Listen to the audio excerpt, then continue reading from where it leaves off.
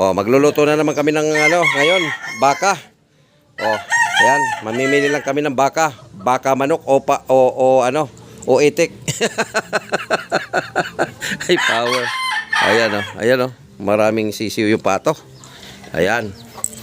O yan, maraming sisiw yung pato. O yun. Maraming sisiw. Ayun. Ayun pa, oh. Oh, ayun. Oh. Oh, basta masipag ka, hindi ka magutom.